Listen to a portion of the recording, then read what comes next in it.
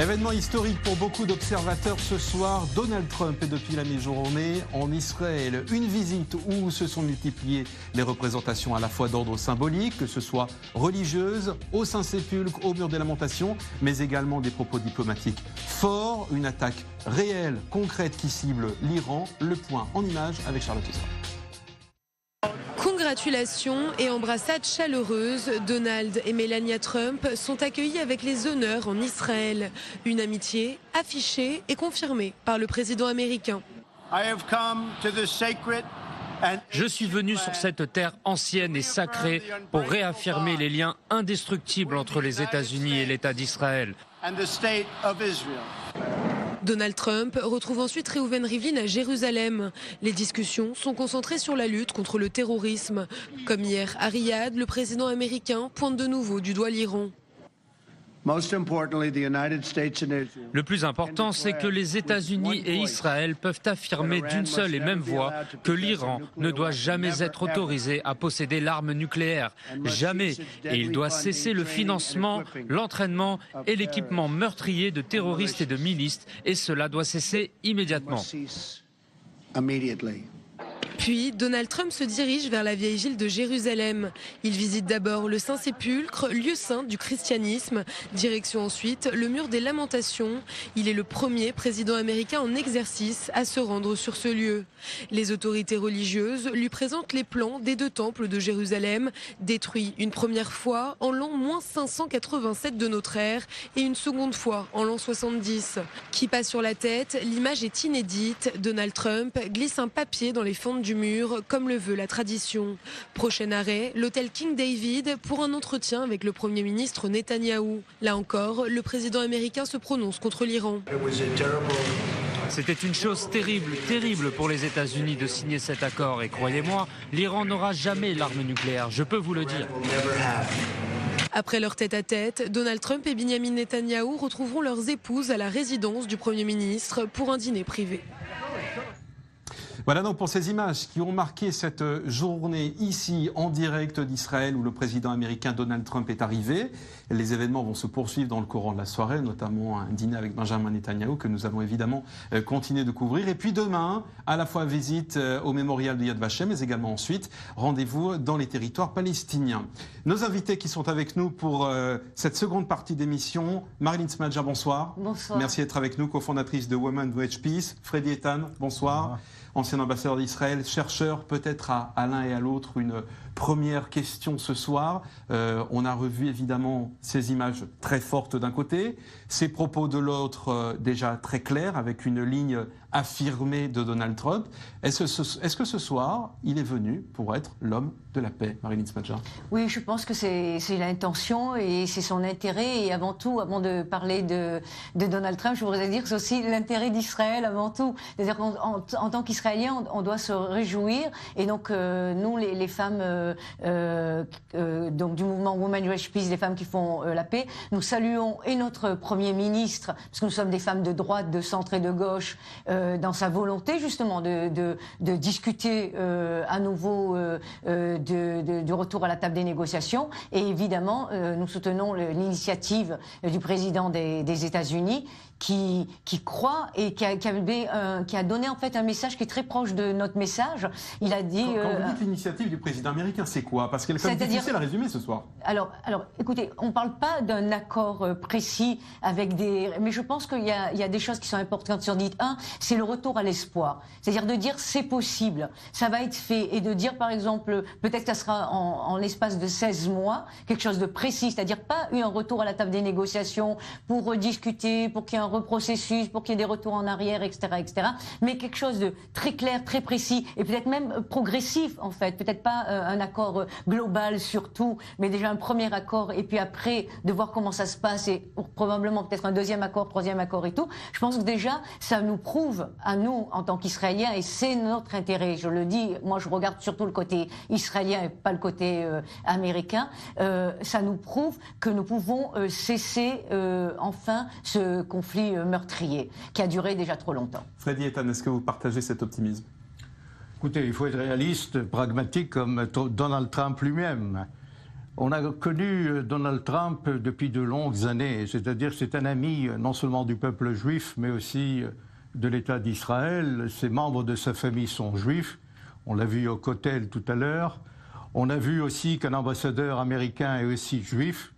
Et on l'a vu aussi au Kotel. Il y a un lien donc assez important entre l'administration américaine actuelle, le peuple juif et Israël.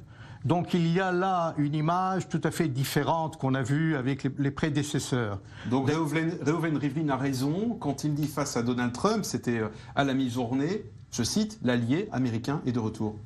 Tout à fait. Non, l'allié américain était de toujours avec Israël. Il y a eu des hauts et des bas dans les relations, ça va de soi. Visiblement, l'ère Obama était moins appréciée, c'est ce qu'on découvre aujourd'hui. Oui, non, mais il y a, vous savez, le contact, l'alchimie entre Benjamin Netanyahu et Donald Trump est flagrante, est importante, est éloquente, dans ce sens où on l'a vu de quelle manière il a été reçu.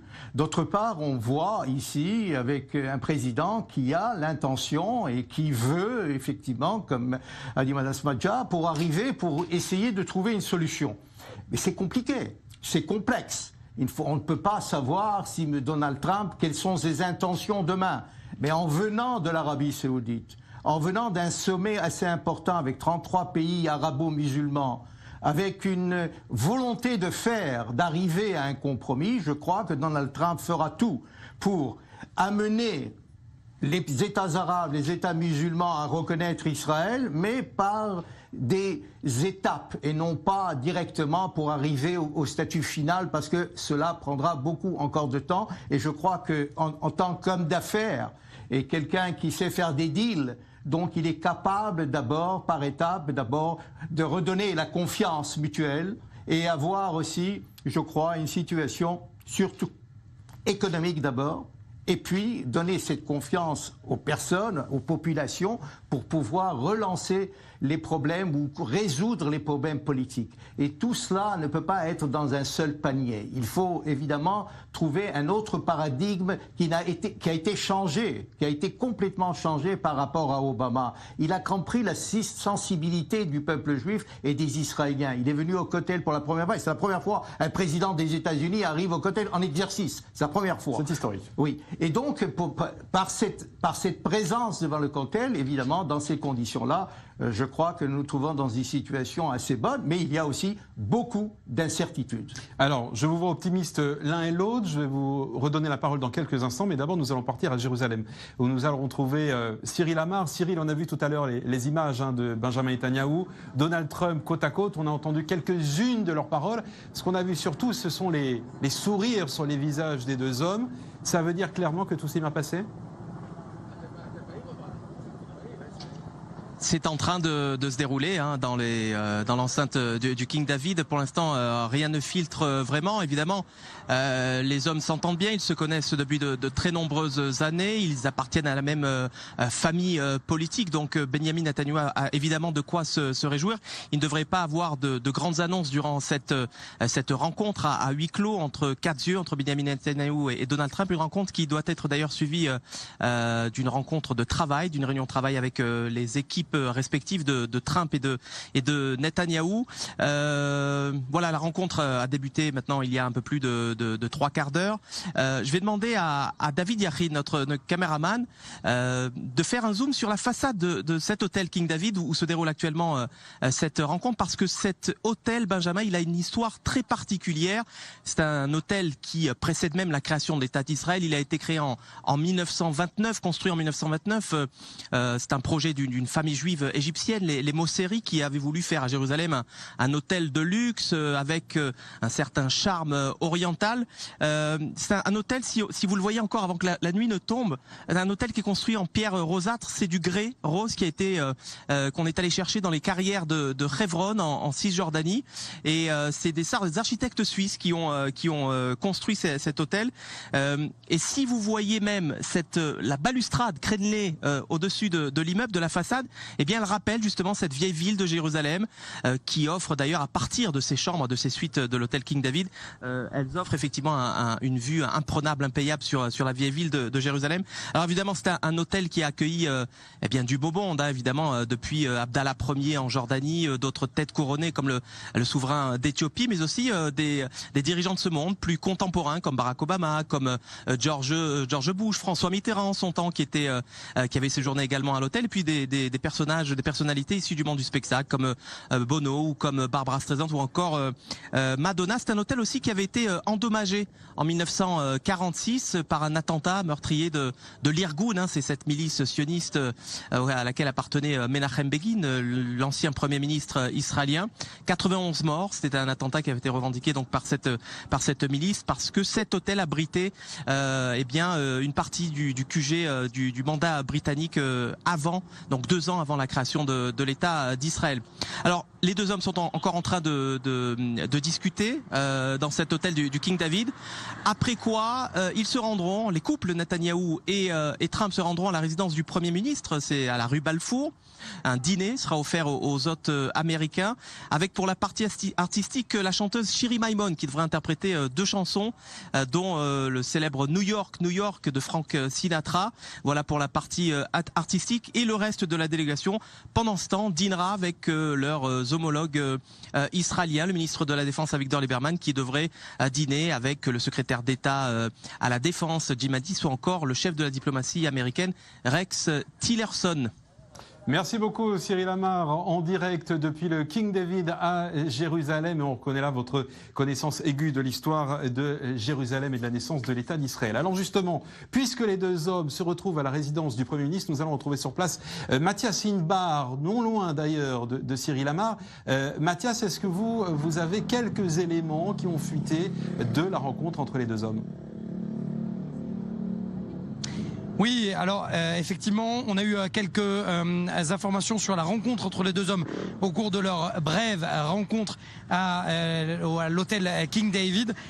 Surtout ce qui s'est passé à la fin, si vous voulez, de cette mini-rencontre, notamment sur la question de ce qui a pu être dit par le président américain au cours d'une rencontre plus tôt dans le mois avec l'ambassadeur russe et Sergueï Lavrov, le chef de la diplomatie russe, sur l'évocation d'Israël, surtout par rapport à l'éventualité d'un espion israélien qui aurait été transmis aux Russes par les Américains, cet espion israélien qui serait placé en Irak au service de Daesh. Bref, tout cela en quelques mots, une réponse laconique. Donald Trump a arrêté tout le monde, a demandé à son service de presse « Laissez-moi répondre à ce journaliste » et il a répondu « Je n'ai jamais évoqué le mot d'Israël ». Voilà pour ce qui s'est passé du King David. On le sait, la rencontre a été particulièrement chaleureuse entre les deux hommes. Les deux hommes s'apprécient et il sera principalement question de l'Iran. Derrière moi, c'est la résidence du Premier ministre. C'est là que les deux hommes vont dîner et il va être question principalement de relancer le processus de paix, non pas via des concessions, mais surtout de la manière dont on peut relancer ces discussions via une paix globale, générale, via une conférence de paix entre les parties. C'est exactement ce que Donald Trump a déclaré au roi Salman d'Arabie Saoudite. C'est exactement ce qu'il va dire à Benjamin Netanyahou et également, bien sûr, de l'Iran. Reste à savoir si l'un des deux va peut-être, en tout cas, ne pas apprécier le dîner parce qu'il n'apprécierait pas ce qui va être dit entre les deux hommes. Ça, on ne sait pas encore. Ça, mystère, en tout cas, vous resterez, Mathias Inbar, avec nous tout au long de cette soirée pour suivre la rencontre des deux hommes. Peut-être un petit mot, Mathias, puisqu'avec vous, au cours de cette journée, on a évoqué évidemment le dispositif sécuritaire particulièrement intense à Jérusalem. D'ailleurs, à la mi-journée, on craignait un attentat à Tel Aviv. Finalement, c'était surtout un accident. Est-ce que vous continuez à voir ce soir, toujours autour de vous, des forces de sécurité, des policiers particulièrement mobilisés pour veiller à ce que tout se déroule dans l'ordre ? Ah bah écoutez, tout simplement, priorité au direct, je vais me pousser de l'écran, je vais demander à mon caméraman Liran de vous montrer exactement ce qui est en train de se passer. Tout simplement, les forces de police, des gens qui sont actuellement aux fenêtres pour attendre l'arrivée des délégations, énormément de policiers des frontières postés devant cette barrière d'entrée de la résidence du Premier ministre. Il y a de temps en temps des agents du renseignement israélien, du Shabak. Je peux vous dire qu'il y a également des forces spéciales motorisées. Il y a des forces canines qui rentrent et qui sortent de cette résidence du Premier ministre, des hélicoptères dans les airs. Bref, vous avez bien compris, plus de 10 000 policiers à l'intérieur de Jérusalem pour éviter tout accroc sécuritaire à l'intérieur de la ville pendant et après la visite du Premier ministre. Merci beaucoup, Matassin Bar, en direct de la résidence du Premier ministre à Jérusalem. Donald Trump, qui est donc sur place et qui a soigneusement préparé son voyage et ses discours de Riyad à Jérusalem. Le même message est martelé par le leader de la Maison-Blanche. La paix est possible. Il y a une méthode. Il a une méthode bien à lui pour y parvenir. Joseph Emmanuel. 12h30, Air Force One se pose ce lundi en Israël en provenance de Riyad. Plus qu'une étape de la tournée diplomatique de Donald Trump, c'est peut-être la première pierre posée pour la résolution du conflit israélo-palestinien. C'est peut-être le début d'une normalisation entre le monde arabe et Israël que vient de rendre possible le 45e président des États-Unis. Car avant ce matin, il n'y avait jamais eu de vol direct Arabie Saoudite-Israël. Et à peine descendu du Boeing présidentiel, le président américain parle de son espoir de paix. Nous avons devant nous une rare opportunité d'apporter la sécurité, la stabilité et la paix dans cette région et à son peuple en vainquant le terrorisme et en créant un avenir d'harmonie, de prospérité et de paix. Mais nous ne pouvons y arriver seulement en travaillant ensemble. Il n'y a pas d'autre chemin. Direction ensuite le palais présidentiel. Et c'est par les airs que Donald Trump rejoint Jérusalem à bord de son hélicoptère. Après la signature protocolaire du livre d'or, le président américain s'exprime de nouveau aux côtés de Reuven Rivlin et à nouveau il parle de la paix. Il y a un grand attachement à la paix dans tout le Moyen-Orient et je pense que les gens en ont assez des effusions de sang et des tueries. Je pense que vous allez voir les choses se réaliser. Ils ont dit ce que nous avons fait au cours du week-end dernier, c'est du jamais vu. C'était vraiment un rassemblement. Et pour arriver à la paix, rien de mieux que de commercer. Donald Trump s'exprime donc sur un sujet qu'il connaît mieux que la politique et il se permet même une pointe d'humour. Déjà, nos deux pays font beaucoup de commerce ensemble. Nous avons des bases solides sur lesquelles construire une relation commerciale encore plus proche qui bénéficiera à nos deux pays. Je vais essayer de réduire un peu ce déficit commercial. Est-ce que ça vous va ?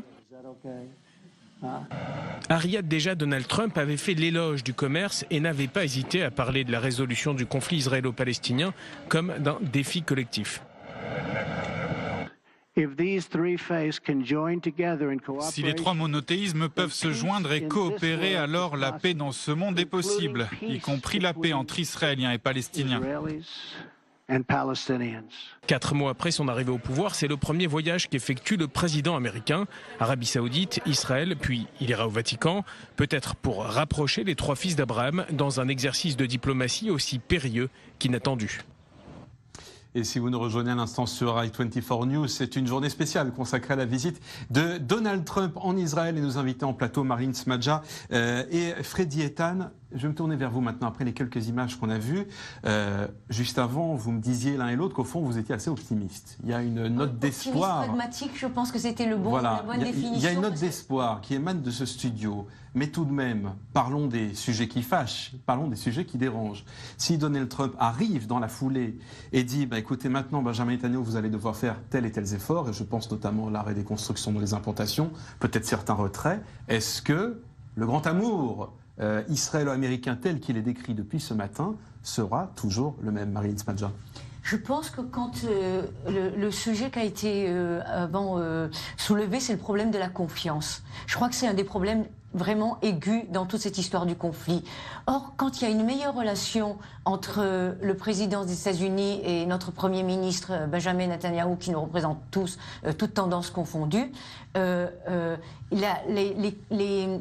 concessions, les pas à faire seront beaucoup plus faciles quand il y a de la confiance qui a été établie et qui peut faire aussi le lien donc de confiance avec les Palestiniens, parce qu'il va falloir faire des concessions des deux côtés, de tous les côtés en fait.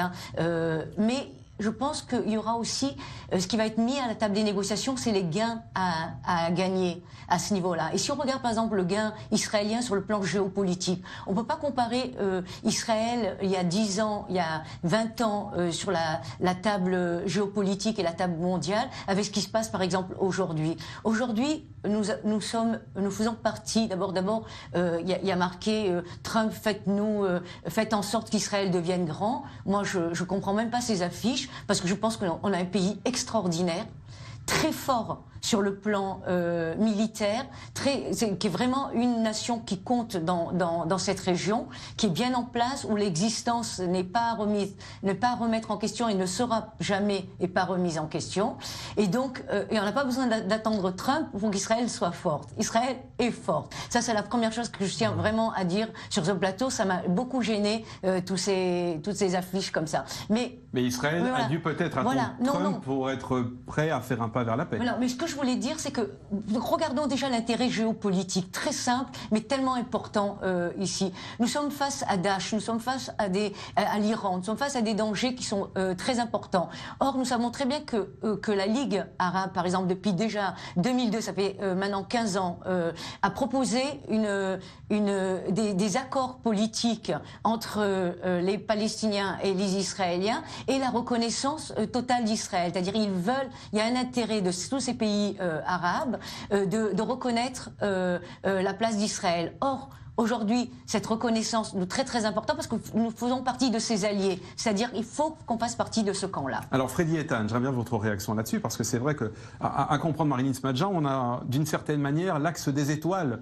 qui est désormais bien aligné pour que non seulement Israéliens, Palestiniens et Américains soient d'accord, mais également l'ensemble de la région. Oui, il faut être réaliste.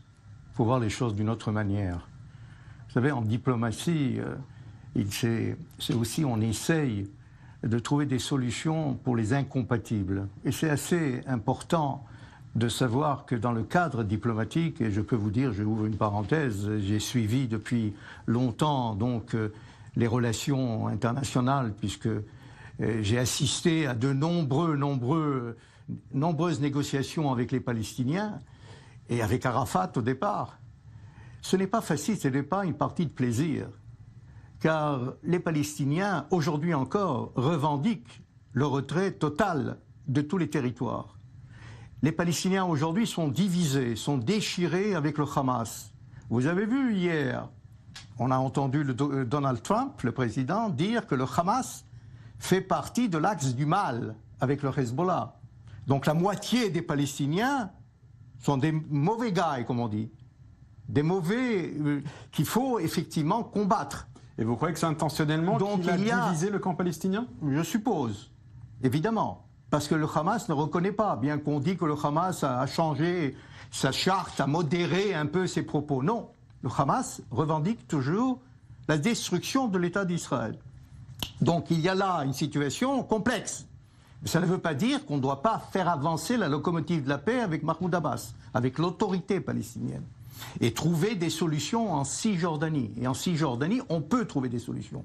On peut, il y a un allègement, comme vous avez vu, le gouvernement a fait quelques pas en avant à la veille de cette visite concernant l'économie, concernant les ponts ouverts à Limby. Il est important aussi de rallier, de joindre aussi la Jordanie, le roi Abdallah, essayer de faire en sorte une certaine confédération avec les Palestiniens de Cisjordanie. Mais quand vous dites les Palestiniens, c'est avec Mahmoud Abbas lui-même, quand on sait qu'il est dans son propre camp contesté, vous citiez le Hamas, mais au sein même de la Cisjordanie, Mahmoud Abbas est considéré aujourd'hui comme un personnage d'hier. Oui, mais il est aujourd'hui le partenaire. On ne peut pas dire qu'il c'est vrai, il y a un problème. Il y a une guerre de succession, on le sait bien. Barghouti est en prison, mais il souhaite devenir le président de l'autorité palestinienne.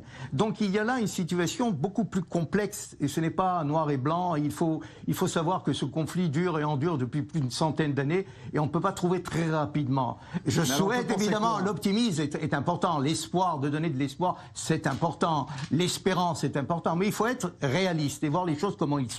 Et je crois que avec Benjamin Netanyahu dans le cadre d'un accord régional, d'une reconnaissance, puisqu'il y a un front commun. Le front commun, c'est-à-dire les pays sunnites avec Israël, avec les États-Unis, face à l'étendard chiite, face à l'Iran, face à Assad, face au Hezbollah et face évidemment aussi à Daesh. Donc il y a là deux camps qui s'affrontent. Un camp qui veut la paix et un camp qui veut saboter la paix. Donc il est clair que les Américains investiront tout pour faire en sorte pour gagner cette bataille. Et la bataille peut être gagnée, surtout contre le terrorisme, parce que Israël a aussi ses renseignements concernant le terrorisme d'une part, et on a vu par les paroles donc de Donald Trump tout à l'heure, mais aussi Israël est là pour donner une certaine assurance aux pays sunnites aussi, pour dire voilà, nous sommes dans la même ligne, dans la même barque contre l'étendard chiite. Mais voilà que sur le problème palestinien aussi, Mahmoud Abbas doit comprendre qu'il ne peut pas adopter une politique de non-retour et de retourner à la table des négociations avec le gel des implantations. Il n'y aura pas de gel des implantations. Sans condition préalable. Sans condition préalable, on retournera à la table des négociations, on reparlera de tout. Il y a, vous savez, dans les tiroirs, il y en a tellement d'arrangements, d'accords depuis plusieurs années. Hélas, pendant plusieurs années, avec Oslo aussi, ça a échoué pour des raisons qu'on connaît, mais aujourd'hui, je pense qu'avec la conviction, avec l'homme fort qui est Donald Trump, il peut, et parce que pour la première fois, contrairement avec Obama, pour la première fois, les Israéliens et les Palestiniens ont confiance avec Donald Trump. Il n'y a pas de méfiance entre Benjamin Netanyahu et Obama comme on a connu. Non, les deux sont contents, les deux veulent la faire avancer. Et vous avez entendu, Mahmoud Abbas dit, ça fait déjà plusieurs jours, je suis prêt à m'asseoir à la table des négociations sans condition préalable. Écoutez, à vous croire, Freddy Etan, c'est un grand jour aujourd'hui. Mais vous l'avez précisé tout à l'heure, à la fois, on va dire quoi, pragmatisme, voilà, à la fois enthousiasme et pragmatisme. Et puis aussi les opposants, et ils se font entendre ce soir. On va se rendre du côté de l'ambassade américaine à Tel Aviv, où l'on retrouve Ariane Ménage. Ariane, vous êtes tout près de l'ambassade, et c'est là que se déroule, en ce moment même, une manifestation anti-Trump. Que réclament précisément les manifestants ? Alors oui, effectivement, vous voyez les dizaines de personnes rassemblées derrière moi. Ils sont venus pour protester contre Donald Trump. Ici, on peut voir des slogans qui ressemblent notamment aux manifestations anti-Trump aux États-Unis. Et il y a aussi les slogans comme Donald Trump rentre à la maison, Donald Trump, tu n'es pas le bienvenu ici. Alors, ils protestent non pas seulement contre la venue de Donald Trump en Israël, non pas seulement contre sa politique pour le Moyen-Orient. Ils protestent contre la présidence de Donald Trump en général, contre les valeurs qu'il promeut, contre sa politique nationale. D'ailleurs, la plupart des manifestants ici sont des ressortissants américains, des expatriés, des Israélo-américains qui se sentent encore concernés par la politique nationale aux États-Unis. Et donc, la venue de Donald Trump en Israël était l'occasion pour eux de montrer leur mécontentement. Vous entendez sûrement derrière moi l'ambiance donc je disais, la venue de Donald Trump est pour eux l'occasion de montrer leur mécontentement, et ils ont voulu aussi nuancer cet accueil très chaleureux qui a été réservé à Donald Trump à son arrivée en Israël. Ariane Ménage, si vous m'entendez toujours, puisqu'on voit bien que derrière vous la manifestation est intense, ce n'est pas un hasard si l'ambassade a été choisie pour être le lieu de ce rassemblement ce soir. Non, effectivement, c'est un lieu très symbolique qui est au cœur de la visite de Donald Trump, puisque c'est cette ambassade que Donald Trump avait promis pendant sa campagne de déplacer de Tel Aviv à Jérusalem. Mais comme je vous le disais, ici, on ne manifeste pas que contre la politique de Donald Trump au Moyen-Orient. Merci beaucoup, Ariane Ménage. En direct donc depuis l'autre bout de Tel Aviv où se trouve l'ambassade des États-Unis en Israël. Cette ambassade qui pour le moment est à Tel Aviv. On verra si c'était l'une des promesses de Donald Trump, mais elle n'est pas évoquée en tout cas depuis le début de cette journée, si elle est transférée ou non à Jérusalem. Jérusalem justement qui a déployé ses plus beaux drapeaux et pour cause. La ville fête ses 50 ans des réunifications. Un message martelé avant même l'atterrissage de Donald Trump. Hier soir, Reuven Rivlin et Benjamin Netanyahu ont donné la couleur. Gabriel Melin. La ville 3 fois sainte au cœur du déplacement de Donald Trump en Israël. Hasard du calendrier ou pas, le président américain se rend dans l'État hébreu au lendemain des 50 ans de la réunification de la ville, Yom Yerushalayim, un anniversaire qui marque l'attachement de l'État hébreu à la ville qu'il considère comme sa capitale. Comme il y a 150 ans, Jérusalem est unifiée et n'est pas construite par des mots, elle est construite par des actes. Si nous disons au monde entier que Jérusalem est unifiée et que Jérusalem, on ne peut la diviser, que Dieu nous préserve de la diviser nous-mêmes. Une cérémonie à laquelle le nouvel ambassadeur des États-Unis, David Friedman, a assisté. Une première pour un représentant de l'administration américaine, une présence appréciée côté israélien. Mesdames et messieurs les ambassadeurs, parmi eux l'ambassadeur d'Israël aux États-Unis, Ron Dermer, et l'ambassadeur des États-Unis en Israël, David Friedman. C'est la première fois qu'un ambassadeur des États-Unis se trouve ici pour Yom Yerushalayim. Monsieur l'ambassadeur, Votre Excellence, avec un nom comme le vôtre, David le roi, vous êtes la bonne personne au bon endroit, au bon moment, et avec le bon nom dans la ville du roi David, Jérusalem. Autre première, la venue de Donald Trump dans la vieille ville de Jérusalem. Il est le premier président des États-Unis en exercice à s'y rendre. Une visite dans les lieux saints, premier arrêt au Saint-Sépulcre pour Donald Trump, église où Jésus serait enterré selon la tradition chrétienne, puis direction le mur des Lamentations, premier lieu saint du judaïsme. Mais la question de la souveraineté sur la ville reste un sujet délicat. L'administration Trump donne également des gages aux Palestiniens. Donald Trump a refusé que le Premier ministre Benjamin Netanyahou l'accompagne devant le mur occidental. Et Rex Tillerson, le secrétaire d'État américain, n'a pas répondu à la question « Le mur des Lamentations est-il en Israël ?» Autre prise de précaution, Donald Trump n'a fait aucune mention du transfert de l'ambassade des États-Unis à Jérusalem, une promesse de campagne chère au gouvernement israélien. Et le ministre de l'Éducation du Parti nationaliste religieux, Naftali Bennett, n'a pas manqué de la lui rappeler dès son atterrissage. Bienvenue en Israël, vous savez, c'est l'anniversaire de Jérusalem. 50 ans, c'est le moment de reconnaître Jérusalem. En parcourant les rues de la vieille ville, Donald Trump a sûrement réalisé l'étendue du chemin qu'il reste à parcourir pour arriver à son projet d'accord de paix historique. Voilà pour la couleur qui a été donnée par les responsables israéliens à Donald Trump avant même qu'il n'atterrisse ici à l'aéroport de Ben Gurion de Tel Aviv. Marilyn Smadjafredi est un dernier mot à l'un et à l'autre. On a évoqué tout à l'heure cette chance peut-être qui pour l'un et pour l'autre est en train de s'esquisser pour dessiner un cadre régional, global de paix dans la région, mais l'ennemi, est-ce qu'il ne va pas venir de l'intérieur? Autrement dit, côté israélien des opposants à Benjamin Netanyahou dans sa coalition et côté palestinien de ceux qui veulent la succession de Mahmoud Abbas. Les élus au Parlement israélien doivent représenter la volonté du peuple israélien. Or, ces 10 dernières années, quand on parle d'un gouvernement de droite, on voit dans tous les travaux de recherche, d'une manière constante, que 60%, 70% des Israéliens veulent le retour à la table des négociations et veulent des accords politiques. Or, quand on regarde notre mouvement, je regarde juste les femmes, on parle des partenaires. Nous, on a des milliers de partenaires palestiniennes avec qui nous sommes en collaboration. Notre mouvement est un mouvement que israélien. Au bout de 2 ans et demi, nous sommes déjà 36 000 femmes, où il y a des femmes de droite, de centre et de gauche ensemble réunies, des femmes arabes, des femmes juives, des femmes de la périphérie et des femmes du centre du pays. C'est-à-dire que nous avons su prouver en 2 ans et demi que pour l'intérêt d'Israël, par amour d'Israël et parce que nous voulons un futur bien meilleur, il n'y a aucune dichotomie entre l'espoir et le pragmatisme. Au contraire, nous sommes un mouvement qui portons l'espoir, nous sommes très pragmatiques. Nous avons mis de côté des idéologies qui étaient des idéologies peut-être trop radicales et qui nous séparaient entre nous.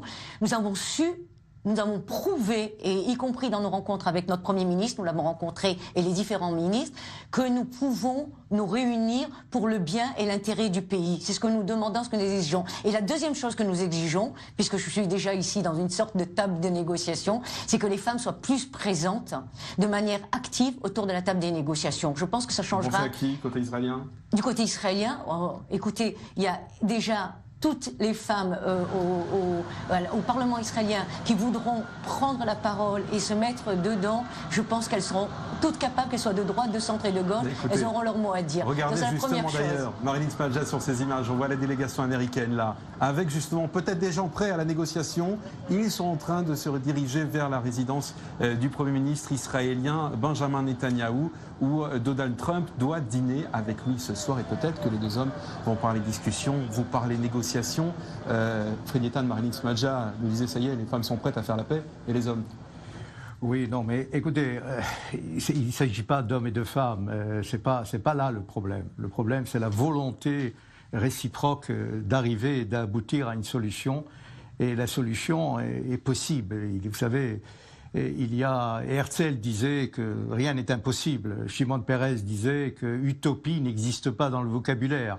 Donc il y a là une situation qu'on peut. Ça dépend des hommes de bonne volonté et des femmes évidemment de bonne volonté. Par rapport à ma question, je reviens. Sur les lignes intérieures. Oui, Benjamin Netanyahu a un problème, c'est-à-dire il dirige un gouvernement de droite, mais il ne peut pas avoir la majorité absolue au sein même de son propre cabinet. Et on l'a vu avec, même hier, en adoptant quelques décisions en faveur des Palestiniens, les deux ministres ont refusé donc de voter pour. C'est Mme Shaked et Mme Bennett. Évidemment, c'est un problème. Quand M. Bennett ou Mme Shaked disent qu'il faut annexer une partie des territoires, quand évidemment il faut faire tout pour transférer l'ambassade de Tel Aviv à Jérusalem et imposer à Donald Trump, à l'administration américaine, ça ne marche pas comme ça en diplomatie. Donc, il y a un Premier ministre qui doit gérer les affaires, mais il doit prendre aussi des décisions et ne pas hésiter. Donc, d'une part, il doit mettre au pied du mur, je dirais même, certains ministres, des frondeurs, si on peut dire dans ce sens-là, c'est-à-dire des personnes qui essayent à tout prix de montrer, pour des raisons futiles, des choses qui sont tout à fait abjectes, je dirais, et dérisoires, et de ne pas et de voir le sens même de la volonté à la fois d'Israël et des États-Unis d'aboutir à une paix avec les Palestiniens. Ces extrémistes, de part et d'autre, aussi du côté palestinien, comme je l'avais dit tout à l'heure concernant le Hamas, concernant des extrémistes aussi chez nous, au sein même du gouvernement aussi, et au sein même de la majorité, donc d'une partie donc des mouvements de droite, ne peuvent pas saboter la paix. Donc il y a des extrêmes, et on a connu les extrêmes aussi en France, de gauche comme à droite. Donc il faut trouver... Donc les forces pour la paix seront peut-être plus fortes que toutes ces forces de nuisance. Et je crois que les paroles de tout à l'heure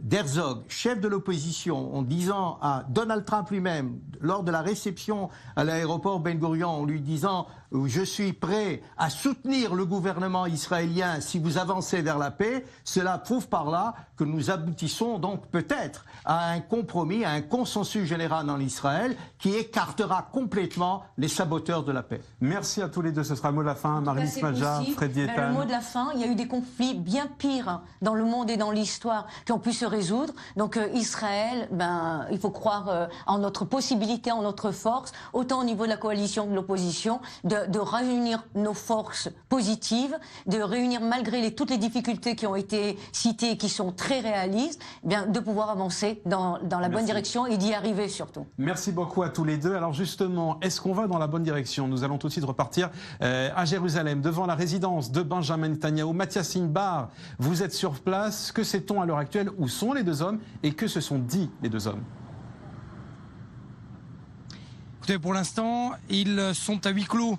Cette rencontre se déroule à huis clos. Les deux hommes se sont parlé. Ils ne vont pas tarder à prendre la parole pour prononcer donc cette déclaration officielle à la résidence du Premier ministre. Vous le voyez sans doute derrière moi, ce drap noir a été poussé pour ne justement pas qu'on puisse voir et apercevoir les voitures du président américain ni l'accueil du Premier ministre israélien. Donc on ne voit pas ce qui se passe à l'intérieur. Cela dit, nous avons des renseignements sur le début de cette rencontre. Elle aurait été chaleureuse, surtout pourquoi chaleureuse? Parce que Donald Trump l'a dit en Arabie Saoudite et le répète, il va chasser sur le playground de Benjamin Netanyahou, sur son terrain de chasse, c'est-à-dire le dossier iranien. On sait très bien que Benjamin Netanyahou s'est opposé pendant quasiment 8 ans à Barack Obama sur le dossier iranien. Il a été particulièrement vindicatif à ce sujet. Il est allé même au Congrès dire aux Américains combien le président américain faisait fausse route. Et là, Eh bien depuis quelques jours, en Arabie Saoudite et ici, Donald Trump lui donne raison et dit à plusieurs reprises, il l'a dit à la maison du président et il le redit, et il l'a redit à l'hôtel King David, nous ferons tout ce qui est en notre possibilité pour empêcher l'Iran de se doter de l'arme nucléaire. Donc on le voit bien, sur le dossier du nucléaire iranien, les deux hommes s'entendent. Ce qu'il va falloir et ce qui va être un peu plus dur pour Benjamin Netanyahu, notamment vis-à-vis de sa coalition de droite, c'est de relancer le processus de négociation avec les Palestiniens. Là, ça risque d'être un peu plus compliqué. Est-ce que Donald Trump va demander des concessions? Pour l'instant, non, nous répondent les conseillers du président américain. Il va falloir relancer le dialogue en affectant des mesures d'allègement. C'est exactement ce que le gouvernement israélien a pris comme mesure avant l'arrivée de Donald Trump, et surtout en pouvant aller plus loin, c'est-à-dire en pensant à une paix globale, une paix régionale. Merci Mathias Inbar en direct avec nous depuis la résidence de Benjamin Netanyahou, le Premier ministre israélien qui est ce soir avec Donald Trump. Il est 19h40 à Tel Aviv, 18h40 à Paris. Soyez les bienvenus si vous nous rejoignez sur les 24 News. Beaucoup d'images aujourd'hui, beaucoup de déclarations également de Donald Trump en cette première journée, une journée qualifiée par certains historiques, du président américain en Israël. Retour en images avec Charlotte Hauser. Congratulations et embrassades chaleureuses, Donald et Melania Trump sont accueillis avec les honneurs en Israël. Une amitié affichée et confirmée par le président américain. Je suis venu sur cette terre ancienne et sacrée pour réaffirmer les liens indestructibles entre les États-Unis et l'État d'Israël. Donald Trump retrouve ensuite Reuven Rivlin à Jérusalem. Les discussions sont concentrées sur la lutte contre le terrorisme. Comme hier à Riyad, le président américain pointe de nouveau du doigt l'Iran. Le plus important, c'est que les États-Unis et Israël peuvent affirmer d'une seule et même voix que l'Iran ne doit jamais être autorisé à posséder l'arme nucléaire. Jamais. Et il doit cesser le financement, l'entraînement et l'équipement meurtrier de terroristes et de milices. Et cela doit cesser immédiatement. Puis, Donald Trump se dirige vers la vieille ville de Jérusalem. Il visite d'abord le Saint-Sépulcre, lieu saint du christianisme. Direction ensuite le mur des Lamentations. Il est le premier président américain en exercice à se rendre sur ce lieu. Les autorités religieuses lui présentent les plans des deux temples de Jérusalem, détruits une première fois en l'an -587 de notre ère et une seconde fois en l'an 70. Kippa sur la tête, l'image est inédite. Donald Trump glisse un papier dans les fentes du mur, comme le veut la tradition. Prochain arrêt, l'hôtel King David pour un entretien avec le Premier ministre Netanyahou. Le président américain revient sur les révélations du New York Times selon lesquelles il aurait livré des informations classifiées à la Russie. Des informations obtenues par l'État hébreu. Je n'ai jamais mentionné le mot ni le nom d'Israël. Jamais mentionné. Après leur tête-à-tête, Donald Trump et Benjamin Netanyahou retrouveront leurs épouses à la résidence du Premier ministre pour un dîner privé. Voilà donc pour cette journée forte en rendez-vous du président américain Donald Trump, qui se poursuit d'ailleurs ce soir en compagnie de Benjamin Netanyahou et que nous suivons minute après minute ensemble ce soir sur i24 News. Tout de suite, direction Paris, où nous allons retrouver Frédéric Ancel, docteur en géopolitique. Bonsoir Frédéric Ancel. On a retenu beaucoup de paroles en cette journée, notamment une cible de Donald Trump. Elle est partagée par Benjamin Netanyahou, elle est partagée par Reuven Rivlin, mais également partagée par les responsables Riyad que Donald Trump a rencontré hier. Il s'agit de l'Iran. Ce soir, on comprend bien qu'il y a un message très clair, un axe contre l'Iran qui est en train de se former. Comment comprenez-vous, Frédéric Ancel, cette stratégie américaine ? Alors, je la comprends d'abord par un clientélisme extraordinairement compréhensible, logique, pragmatique. Si le contrat signé entre l'Arabie Saoudite et les États-Unis d'Amérique portant sur plus de 350 milliards de dollars lourds de matériel militaire est réellement conclu, ce sera le contrat du siècle. Alors il n'est pas de quoi s'étonner d'avoir entendu des mots sympathiques, c'est le moins qu'on puisse dire, des éloges dithyrambiques à l'égard de l'Arabie Saoudite, qui pourtant ne les mérite pas, de la part du président américain. Je rappelle quand même que ce président a été élu, entre autres, sur la promesse de donner des emplois aux ouvriers, aux employés, aux cadres américains. Ça, c'est la première chose. La deuxième chose, c'est que Trump, contrairement à ce qu'il avait promis pendant sa campagne, en réalité ne vise pas une alliance avec la Russie, c'est le moins qu'on puisse dire, et les relations se sont tendues de façon extrêmement grave en quelques mois, en quelques semaines même, avec Poutine. Et on se trouve réellement aujourd'hui avec un Trump qui choisit délibérément, de manière très forte, sinon peut-être outrancière, on verra bien, un axe par rapport à un autre. Et là, nous avons d'un côté, bien évidemment, la Russie, l'Iran, le Hezbollah, la Syrie et d'autres forces chiites d'ailleurs, jusqu'en Afghanistan, et de l'autre, la vieille alliance d'ailleurs, que réactionne de façon très forte après 8 ans de semi-parenthèse Obama-Trump, c'est-à-dire l'alliance entre les États-Unis d'Amérique d'une part, les États arabes sunnites d'autre part, à commencer par l'Arabie saoudite. Je rappelle que c'est une alliance qui date de 1945. Justement, Frédéric Ancel, il est venu chercher quoi ce soir, Donald Trump, à Jérusalem? Il est venu apporter la paix, on l'a entendu tout à l'heure, proférer quelques messages de paix sur le conflit israélo-palestinien. Voilà, est-ce qu'il est venu simplement s'occuper des intérêts américains, et notamment de l'axe stratégique américain dans la région? Oh, je dirais que c'est un petit peu les deux, mais il y a au moins un geste extrêmement fort, très nouveau, ça a été très bien dit, et les images l'illustrent fort bien.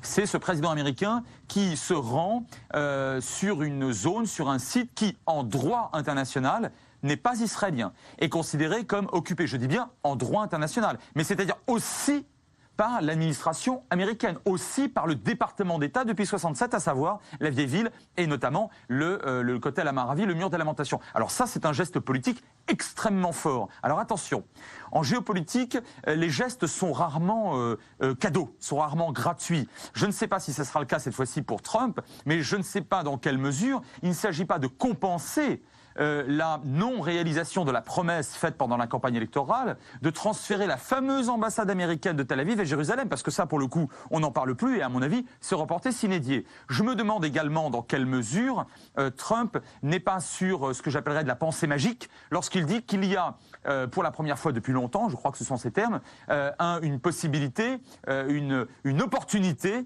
de parvenir à la paix entre Israéliens et Palestiniens. Je dis pensée magique parce que les deux conditions qui prévalent en principe un retour sur les rails d'un processus de négociation ne sont pas réunies. Ces deux conditions sont les suivantes. Un gouvernement israélien qui veut bien, et deux, des Palestiniens qui sont à minima unis. Or, entre l'autorité palestinienne et le Hamas, le moins qu'on puisse dire est qu'il n'y a pas d'unité en dépit de quelques efforts rhétoriques, à mon avis, hypocrites de la part du Hamas.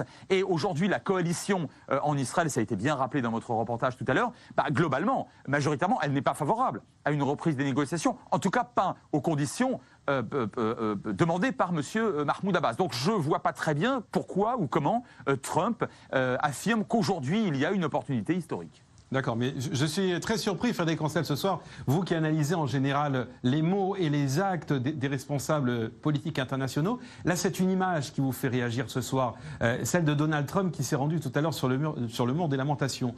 En gros, ce que vous nous dites ce soir, c'est qu'il est en train de demander pardon parce que peut-être que ce geste-là sera suivi par d'autres qui feront peut-être moins le jeu des Israéliens, c'est-à-dire plus de déplacement de l'ambassade, mais peut-être une mauvaise annonce pour les Israéliens demain lorsqu'il se rendra côté palestinien.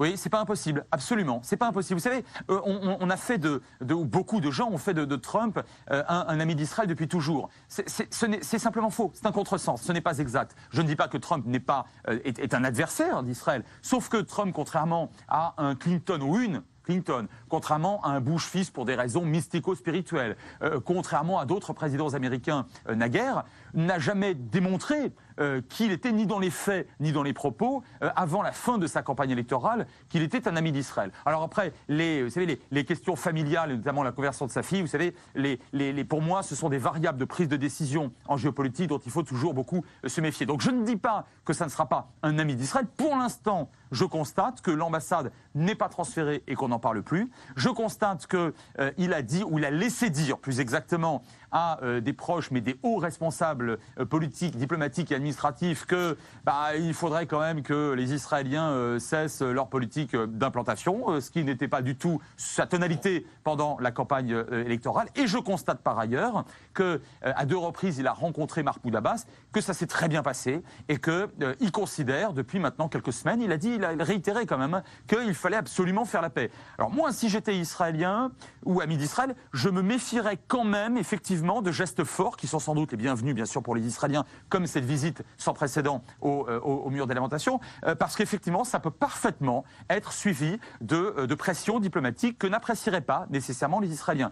Ce que je suis en train de dire, je ne suis pas en train de vous dire que c'est sûr, je vous dis que c'est une possibilité. Merci beaucoup Frédéric Ancel en direct avec nous depuis Paris et on sent, Frédéric Ancel, beaucoup de réticence ce soir. Hein. En tout cas, vous êtes plus mesuré que les invités qu'on a eu au fur et à mesure de cet après-midi sur les chances d'aboutir peut-être à un accord de paix ou des négociations de paix concrètes via Donald Trump et cette journée très importante, mine de rien, du président américain. Bonsoir Myriam Aman. Bonsoir. Avec vous, puisqu'il est bientôt... Myriam Danan, je m'en mêle les pinceaux entre nos intervenants. Mais c'est pas mal. Myriam Aman, on a vu aujourd'hui, Myriam Danan, je l'ai dit 2 fois, on approche bientôt de 20 heures de cette journée qui s'achève, en tout cas des premières rencontres de Donald Trump. Quelles sont les conclusions que vous portez? Alors si on devait s'attarder aux images, comme l'a souligné Frédéric Ancel, eh bien les Israéliens ont de quoi être satisfaits, mais effectivement, il faut se méfier. Donald Trump, ce qu'il fait, eh bien c'est un bon négociateur, en bon homme d'affaires, il assure ses arrières et il place peut-être aussi des jalons pour l'avenir. Alors pour le moment, ce qu'on a en bon chef d'entreprise, il a soigné son offre de paix qu'il allait soumettre aux Israéliens et aux Palestiniens, et ça, il l'a soigné depuis Riyad, en s'assurant peut-être une potentielle future normalisation avec le monde arabe. C'est bien ça qu'il y a à la clé. Mais de l'autre côté, on a beaucoup de sourires et de gestes très symboliques avec les Israéliens. Et Donald Trump a même été beaucoup plus loin. Il a identifié des ennemis et en cela, il a conforté les positions de Binyamin Netanyahou, tant sur le Hezbollah que sur le Hamas, désignés comme des organisations terroristes, mais également contre l'Iran, plateforme du terrorisme. Seulement, oui, il faut se méfier, il faudra peut-être une contrepartie. Alors, tôt ou tard, on le sait, il y aura des exigences qui seront posées sur la table par le président américain, demain, peut-être, lors de son discours au musée d'Israël, plus tard, peut-être, lors de son retour à la Maison-Blanche, mais ça viendra à un moment ou à un autre. Binyamin Netanyahou le sait bien, il faudra lui aussi mettre sur la table quelque chose avec son gouvernement actuel. C'est très compliqué, mais on sait qu'en Israël, les coalitions se reforment plus ou moins facilement. D'ailleurs, l'Union sioniste s'est déjà déclarée ouverte à participer à un gouvernement qui serait OK pour commencer des négociations de paix. Alors, on l'a vu lors de cette tournée à Riyad. Aujourd'hui, Donald Trump, c'était un bon marchand d'armes. Peut-être qu'il ne sera qu'un marchand de rêves. Il doit tester ses capacités de marchand de paix. À vous suivre, on a l'impression que les Israéliens, en tout cas à l'heure qu'il est, ne pouvaient rêver mieux comme visite et comme déclaration. Sans aucun doute, parce que oui, les sourires et l'affection étaient là, et on est bien loin de la froideur affichée lors de la précédente visite de Barack Obama. Et puis au niveau des symboles, effectivement, on n'a pas de déplacement de l'ambassade américaine. On a toutefois des symboles très forts qui ont été ici donnés par le président américain, notamment cette visite au Kotel, premier président américain sur ce lieu saint. On sait son rapport personnel au judaïsme, par le biais de sa fille et de son gendre également. On sait ce petit message qu'il a passé sans doute pour la paix dans ce fameux mur des lamentations israélien. Une multiplication des symboles, un ambassadeur américain extrêmement motivé, quasiment retenu par le département d'État américain. Tout est là pour donner des signaux positifs aux Israéliens, même si effectivement le reste de la visite nous montrera si ou pas il y a des exigences en contrepartie qui leur seront déjà demandées. Merci beaucoup Myriam Danan. On va continuer à analyser, pendant que vous voyez en direct ces images qui nous parviennent de Jérusalem, la délégation américaine qui se dirige peu à peu vers la résidence du Premier ministre Benjamin Netanyahou. Vous savez que ce soir les deux hommes doivent dîner ensemble. Le chef d'État américain Donald Trump et Benjamin Netanyahou. Minute après minute, nous vous faisons suivre en direct sur i24 News la rencontre entre les deux hommes. Et on voit d'ailleurs Benjamin Netanyahou qui est sur place. En attendant de voir la suite de cette rencontre, on va aller du côté de Paris, justement pour mesurer un petit peu les propos qui ont été tenus ce soir. Christian Mallard, vous êtes avec nous en direct de Paris. Dans le propos de Benjamin Netanyahou tout à l'heure, mais également de Donald Trump, les deux ont montré du doigt l'Iran. Est-ce que ça veut dire que ce soir se dessine en quelque sorte un axe du bien et un axe du mal, nouvelle version ? Oui, tout à fait. Il y a l'axe, la reconstitution d'un axe entre les États-Unis, l'Arabie Saoudite, les pays du Golfe et Israël. tous contre l'Iran, en effet, qui est pointé du doigt. Et en même temps, il y a quand même une volonté de la part de Donald Trump de prendre le contre-pied de son prédécesseur, M. Obama, dont il a pensé, et il n'est pas le seul, il n'y a qu'à avoir tous les observateurs à travers le monde, y compris nous autres journalistes, pour dire que M. Obama a été très naïf en pensant qu'il fallait jouer la carte iranienne, stabilisatrice au Moyen-Orient, et puis en même temps, on sait pertinemment que les Iraniens ne respectent pas le programme nucléaire, c'est-à-dire les réductions. On sait très bien qu'ils continuent à travailler sur ce programme nucléaire avec les Nord-Coréens, de plusieurs sources, nous pouvons l'affirmer. Et on voit bien aujourd'hui qu'il y a cet axe qui a été créé parce que l'Iran pose problème. L'Iran veut mettre la main sur la Syrie, sur l'Irak depuis un certain temps. C'est presque une deuxième république islamique qui est en Irak. Et puis en même temps, aussi, on le voit, au Yémen, au Liban par Hezbollah interposé. Et tout ça pose des problèmes. Alors, ce qui est inquiétant, c'est que même s'il y a cet axe aujourd'hui que l'on comprend et qui est très fort, ce qui est inquiétant, c'est que tout cela va envenimer les rapports entre les sunnites et les chiites représentés par l'Iran et d'autres pays, et puis les sunnites avec l'Arabie saoudite et la majeure partie des pays du Golfe et d'autres pays musulmans. J'ajouterai enfin que cette alliance permet c'est un retour à une alliance historique avec ce que j'appellerais les vieux autocrates du monde arabe aujourd'hui. Alors quand je vois la réaction de l'Iran, j'entends le président Rouhani, qui vient d'être réélu, qui nous dit que ce qui s'est passé à Riyad et ce qui se passe à Jérusalem, c'est un show sans aucune valeur politique. Il dit que ça ne nous empêchera pas de poursuivre nos essais de missiles et aussi notre aide militaire, précise-t-il, à la Syrie, à l'Irak et au Hezbollah. Et puis il y a peut-être un humour perse, Benjamin, parce qu'on entend Rouhani qui rappelle que le 11 septembre 2001, lorsqu'il y a eu les attaques sur le World Trade Center, il y avait 15 parmi les 19 kamikazes qui étaient d'origine saoudienne, et c'était des terroristes. Donc là, je crois que le humour perse retourne l'ascenseur, si je puis dire, à l'Arabie saoudite pour dire « vous aviez aussi des terroristes ». Au-delà d'humour, Christian, c'est tout de même un désaveu terrible de la politique menée jusque-là par Barack Obama. Ce que vous êtes en train de nous décrire là, c'est quoi? Ce sont les États-Unis qui se réveillent sur une situation qu'Obama n'avait pas voulu voir, ou en tout cas n'avait pas choisi comme stratégie? Exactement, c'est qu'Obama, pour moi, a toujours été, j'ai critiqué dès le début, comme un grand naïf pensant, Obama avait dit, il faut changer la donne. Il faut rebattre les cartes au Moyen-Orient, parce qu'il pensait en effet que l'Arabie saoudite avait posé un certain nombre de problèmes. En effet, bon, on peut comprendre que dans le passé, dans un passé encore pas trop éloigné, l'Arabie saoudite avait acheté sa propre sécurité en soutenant financièrement un certain nombre de groupes islamistes, ce qui est la vérité. Et à partir de là, Obama pensait qu'avec l'Iran, on pourrait rééquilibrer, retrouver un équilibre entre les sunnites, qui sont quand même grandement majoritaires au sein du monde musulman, et puis les chiites. Mais c'est là où il s'est trompé. C'est mal connaître, si vous voulez, l'identité du régime iranien, qui est un suppôt du terrorisme. On voit bien que ce pays essaye de pratiquer un expansionnisme contre les sunnites à partir de la Syrie, de l'Irak et du Hezbollah au Liban. Et je pense que la politique ne changera pas avec Khamenei, l'ayatollah Ali Khamenei, qui est toujours au sommet du pouvoir, et Rouhani qui a incarné une tendance dite, parce qu'il faut bien trouver des termes par le prisme occidental, dite modérée, dite d'ouverture, mais en fait, vous savez, j'aime répéter cette expression depuis longtemps, entre Rouhani, Ephraim Raisi, qui était son candidat conservateur, son rival conservateur, et Khamenei, j'ai envie de dire, on a en face de nous turban blanc et blanc turban. Mais ça, Obama n'a pas voulu le voir. Il a toujours pensé que l'Iran pouvait être une carte stabilisatrice, et on voit le résultat que ça donne. Christian, c'est bien beau de vouloir mener sans doute cette guerre face à cet ennemi, mais quelles seront les méthodes possibles de Donald Trump? On continue à faire des sanctions contre l'Iran, ou alors on fait comme Bush il y a 10 ans, on fait la guerre comme en Irak? Sauf que là, c'est une autre affaire. Non, mais vous avez raison, vous posez une très bonne question, Benjamin, parce que regardez, moi j'ai toujours pensé qu'il ne fallait surtout pas isoler la Russie. Et qu'est-ce qu'on est en train de faire avec cet axe Arabie Saoudite, pays du Golfe, les États-Unis et Israël?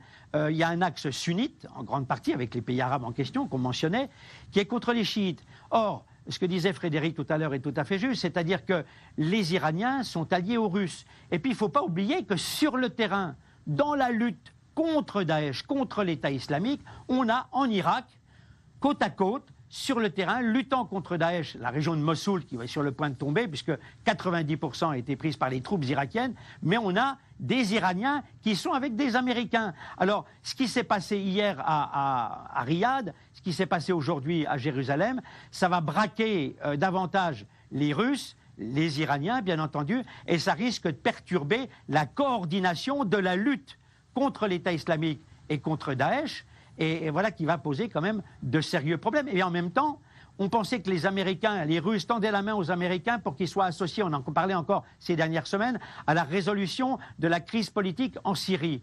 Or, on voit bien, les Américains sont en train de s'en exclure, et ce sont les Russes, les Iraniens et les Syriens, bien entendu, qui vont continuer à mener le bal sans les Occidentaux et certainement pas avec les pays sunnites et les pays du Golfe. Merci Christian Mallard, en direct avec nous depuis Paris. Et sur ces images, vous voyez en direct la résidence de Benjamin Netanyahou, Premier ministre de l'État d'Israël, qui accueille Donald Trump en cette journée exceptionnelle. Vous l'avez su avec nous depuis la mi-journée, lorsque Donald Trump a atterri sur le tarmac de l'aéroport Ben Gurion, tout près de Tel Aviv, accueilli par le président Reuven Rivlin, par le Premier ministre Benjamin Netanyahou. Et puis, ces différentes rencontres, ces différents endroits symboliques sur lesquels se sont rendus le président américain. Le mur des lamentations, pour la première fois de l'histoire, un président américain en fonction touche de la main, même fait un vœu qu'il glisse dans le mur des lamentations. Le Saint-Sépulcre, autrement dit, ce sont différentes religions et aux symboles que s'est adressé Donald Trump. Et puis également des déclarations politiques. L'axe que l'on vient d'évoquer avec Christian Mallard contre l'Iran, il l'a évoqué avec Reuven Rivlin à la mi-journée, un peu plus tard avec Benjamin Netanyahou, et déjà hier, lors de sa visite en Riyad, en Arabie Saoudite. Myriam Danan, dans quelques minutes, Benjamin Netanyahou et Donald Trump devraient prendre la parole ensemble.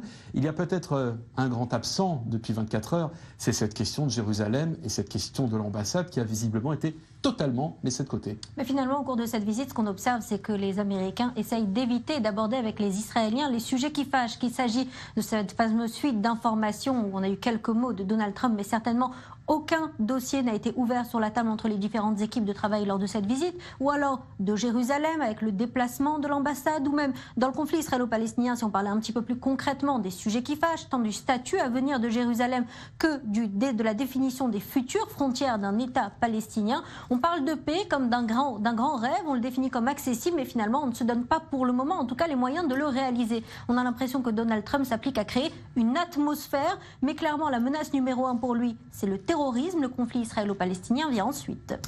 Il est conseillé, il est très entouré. On sait que cette visite a été savamment préparée, non seulement par Donald Trump lui-même, par ses conseillers, on serait tenté de dire, presque comme pour tous les présidents américains, qui ont des conseillers à la Maison-Blanche. Sauf que là, il y a la fille, le gendre, et tous ensemble aujourd'hui ne font pas seulement partie d'un gouvernement américain, mais d'une famille qui gouverne aujourd'hui. D'une famille qui gouverne aujourd'hui, mais qui a toutefois peut-être une marge de manœuvre beaucoup plus restreinte que ce que les Israéliens aimeraient croire. Il suffit d'ailleurs de comparer les promesses du candidat avec celles du président nouvellement élu. Un président qui peut-être a dû remettre dans un autre cadre aujourd'hui le conflit israélo-palestinien, placer d'autres priorités. Alors oui, la sympathie est toujours là, le sourire est toujours là, ce geste de sympathie et d'affection et ces grandes déclarations d'amour et d'amitié envers Israël.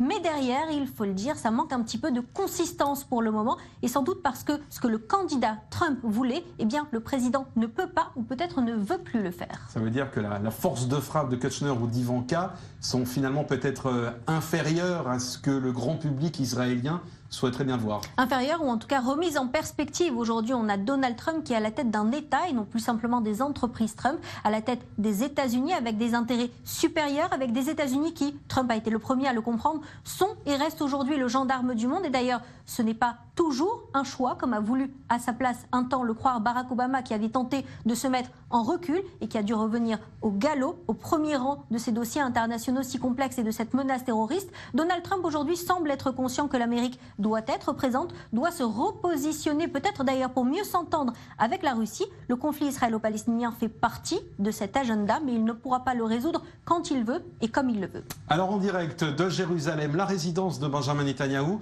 voyez sur ces images le le Premier ministre israélien en compagnie de son épouse Sarah. Vous les voyez tous les deux, ils sont prêts sur le perron de la porte. C'est le protocole, ils attendent le président américain Donald Trump. On voit d'ailleurs les voitures de la délégation américaine qui arrivent les unes après les autres. C'est maintenant peut-être l'un des moments les plus cruciaux de cette rencontre parce qu'on a évoqué toute la journée les dossiers symboliques, les messages d'amitié, les messages de paix, mais vous le disiez, Myriam, il y a aussi les sujets qui fâchent.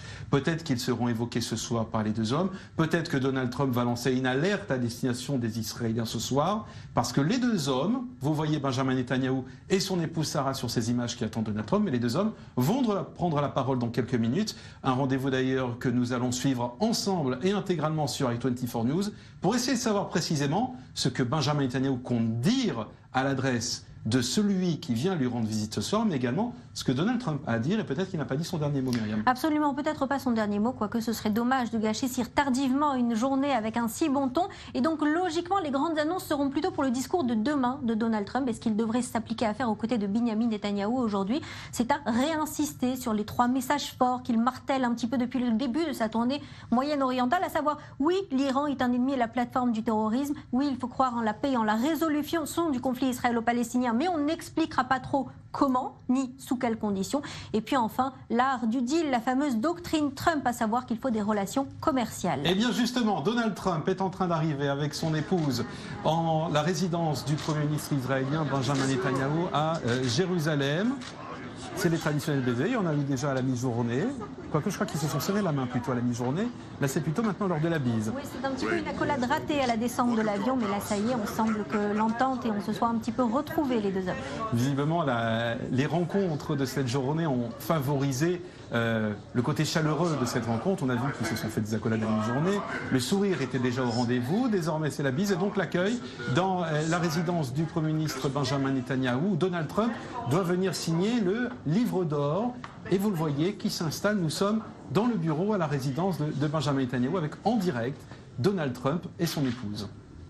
En tout cas, tant du côté de la Première Dame que du Premier ministre israélien, les bonnes relations sont de mise. On a déjà souligné également qu'entre Sarah Netanyahou et Melania Trump, les relations étaient au beau fixe. Les deux femmes semblent s'apprécier, à la différence de relations plus tendues et distantes entre Sarah Netanyahou et Michelle Obama il y a quelques années. Oui, et d'ailleurs, elles étaient cet après-midi, toutes les deux ensemble, car elles aussi ont eu une visite organisée, celle de l'hôpital Hadassah à Jérusalem, où on les a vues ensemble, côte à côte. Mathias Inbar, vous êtes à Jérusalem justement et vous suivez avec nous cette rencontre entre les deux hommes. Vous savez d'ailleurs, là où on voit Donald Trump sur les images en train de signer le livre d'or, c'est le protocole habituel qui se déroule lorsque ce genre d'intervenant de cette qualité intervient et rencontre le Premier ministre israélien.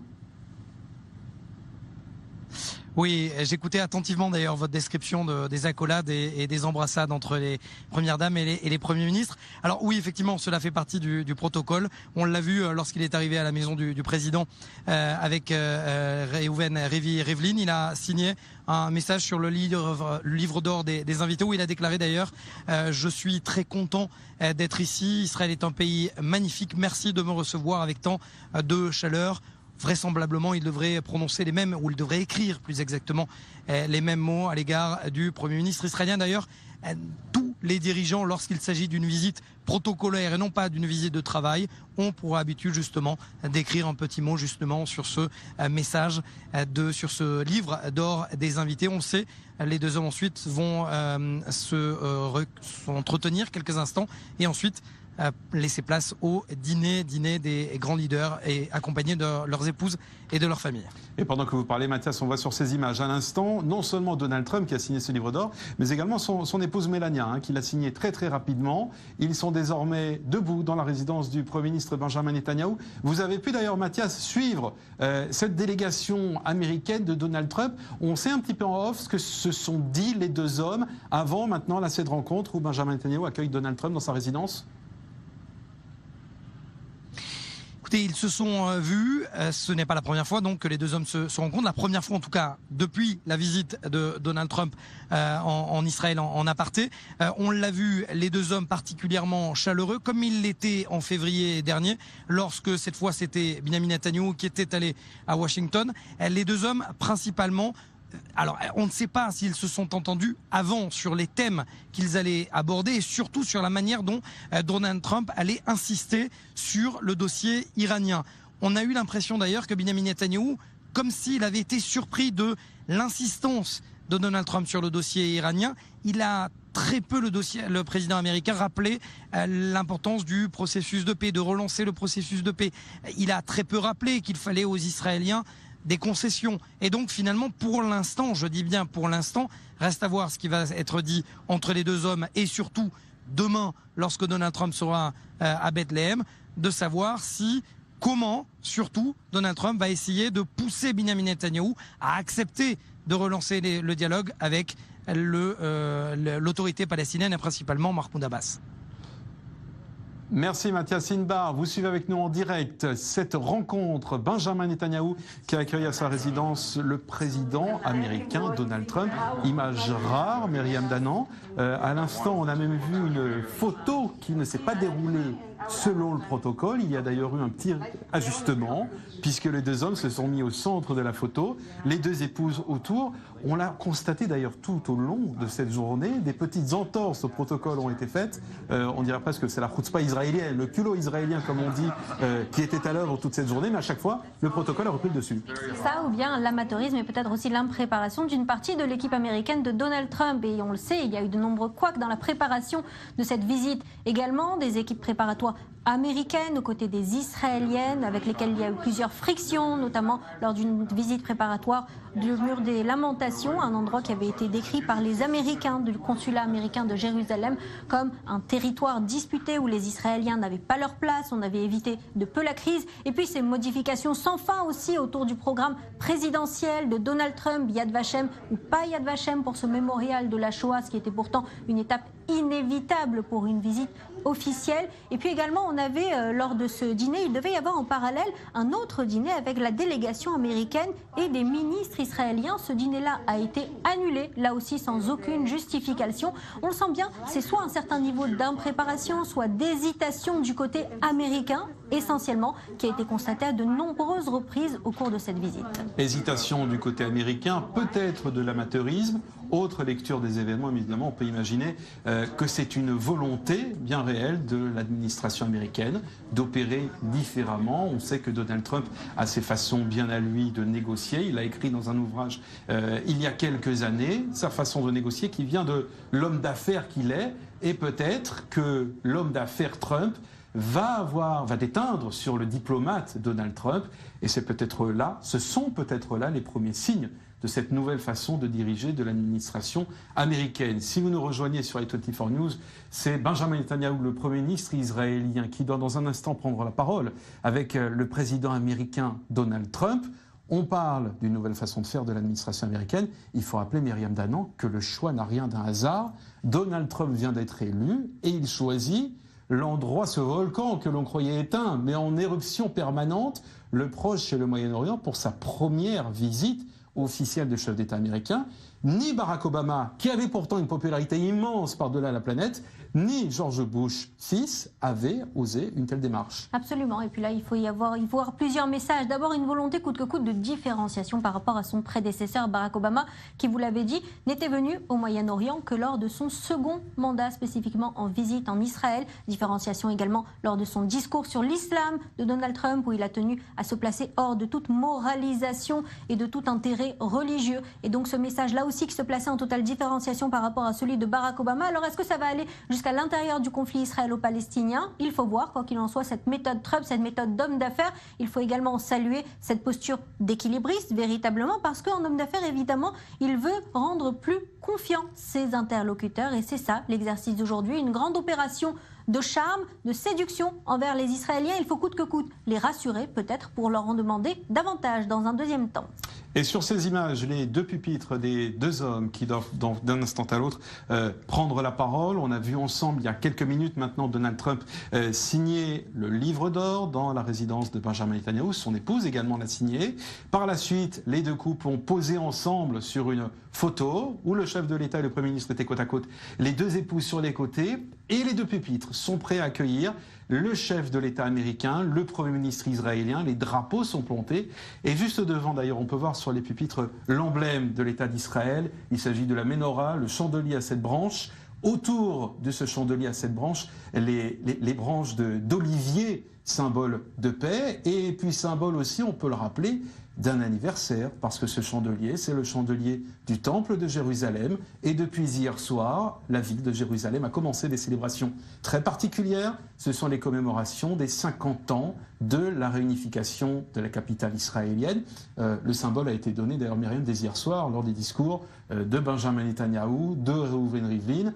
Ils accueillent le président américain dans une ville clairement israélienne. Dans une ville clairement israélienne, et qu'ils aimeraient bien voir les États-Unis reconnaître également comme réunifiée et israélienne. Il faut dire que c'est un grand défi pour les Israéliens. 50 ans de réunification de la ville depuis sa conquête en 1967, mais pourtant une conquête qui n'est reconnue, il faut le préciser, par quasiment personne. Aujourd'hui, la communauté internationale refuse de reconnaître la souveraineté israélienne sur l'ensemble de cette ville, et c'est donc un dossier extrêmement complexe. Les Palestiniens, de leur côté, qui exigent Jérusalem-Est comme capitale d'un futur État palestinien. Ça fait partie des dossiers les plus complexes aujourd'hui de ce conflit israélo-palestinien. On ne voit pas trop de solutions à Jérusalem. Les Israéliens y tiennent dur comme fer, et plus spécifiquement encore ce gouvernement très à droite de Benjamin Netanyahou, pour lequel il n'est pas question de renoncer à 1 cm² de la ville 3 fois sainte, capitale unique, disent-ils, de l'État d'Israël.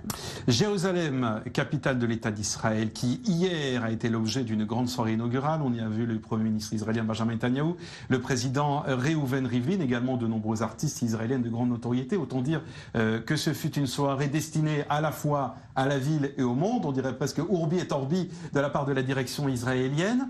Et puis également, il faut le préciser, dès que Donald Trump partira, quittera le territoire israélien pour se rendre dans les territoires palestiniens, ensuite pour se rendre au Vatican, eh bien, à Jérusalem justement, Benjamin Netanyahou, Reuven Rivlin et les différents participants vont continuer tout au long de cette semaine à multiplier les commémorations, presque un signe à la fois symbolique parce que c'est un anniversaire, 50 ans de la guerre des 6 jours, 50 ans de la victoire du petit État d'Israël à l'époque sur de grandes armées arabes, mais également symbole d'une volonté politique montrer que c'est à Israël et que c'est indivisible.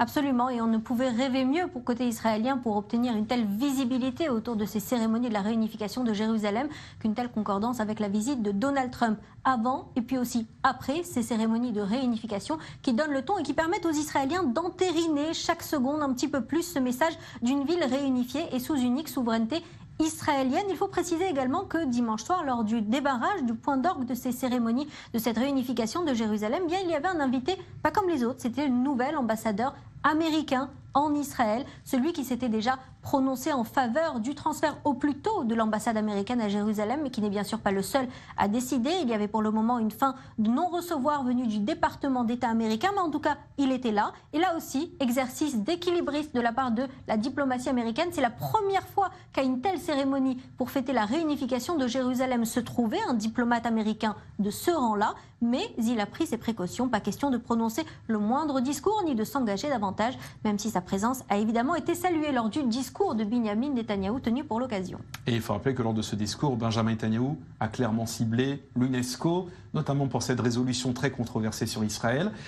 Cette prise de parole a été également partagée par Reuven Rivlin. Les deux hommes ont attaqué l'UNESCO. C'était à la fois une cible. L'autre cible, on le sait, c'est Donald Trump, qui n'était pas encore dans l'avion à ce moment-là, mais qui sans doute, à distance, par ses conseillers, savait ce qui se disait déjà à Jérusalem. Et on le voit, on assiste en direct maintenant à ces rideaux qui se tirent peut-être derrière les deux hommes qui vont enfin arriver pour ce rendez-vous très attendu. On a vu Donald Trump parler à plusieurs reprises aujourd'hui, à la fois lors de son arrivée sur le tarmac de l'aéroport de Ben Gurion, accueilli par Rivlin et Netanyahou, chaleureuse poignée de main, chaleureuse salutation, ce furent les premiers mots. Et voilà justement maintenant les deux couples présidentiels, plus précisément le couple du président et du Premier ministre, qui rentrent dans cette salle de conférence. Et les épouses d'abord.